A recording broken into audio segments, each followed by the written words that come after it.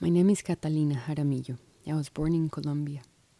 I've been an artist for over 3 decades.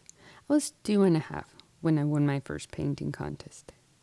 In 2000, I had suddenly become an immigrant in a completely different culture.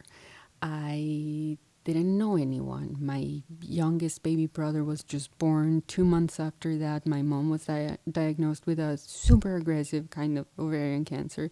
She had surgery, basically weekly chemo. The next year, 9/11 happened. And that same night, I went to my friend's house. Buddhist philosophy didn't really just change my life, I think saved it. It introduced me to ideas such as we are all many in body but one in mind.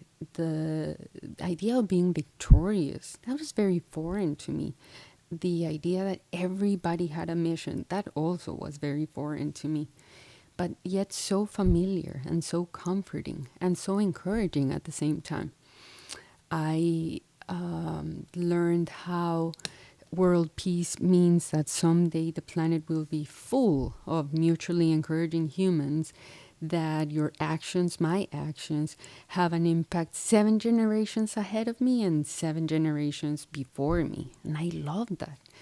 I was also exposed to the idea that my environment is not separate from me at any time.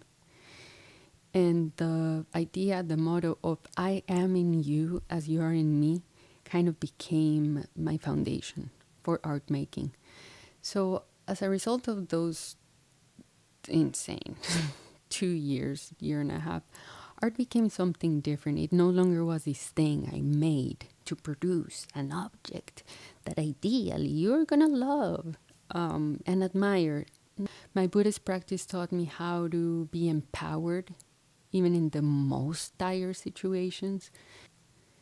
Ritual is a word that also comes to mind. In Buddhist practice, we have a morning ritual and a night ritual, which really synchronizes you with the universe. It harmonizes you.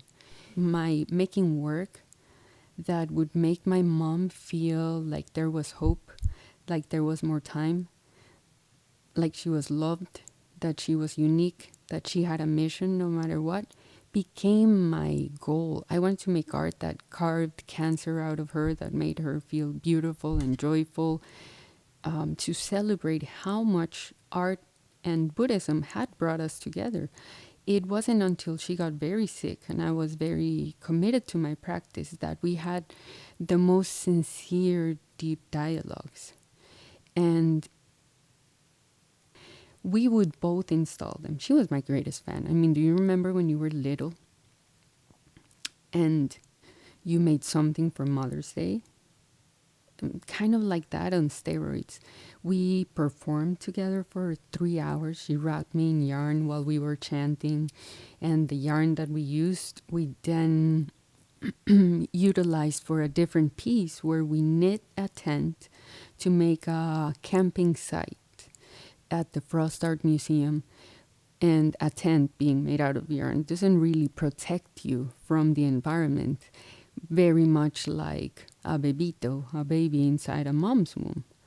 So my mom became very crucial to my work, but no matter what, she still loved painting. I mean, she was very involved in these pieces and crucial to them, but painting was her baby. She loved my paintings and she would say, when are you going to have a painting show again?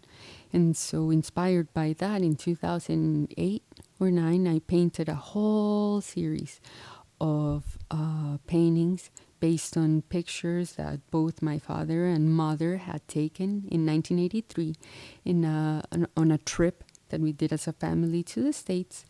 I was 3. But these pictures are beautiful. I wanted her to walk into a room full of paintings, just celebrating her eternal, her just joyful, colorful, vibrant her that she was. But on opening night, she was taken to the ICU and she never got to see my work again.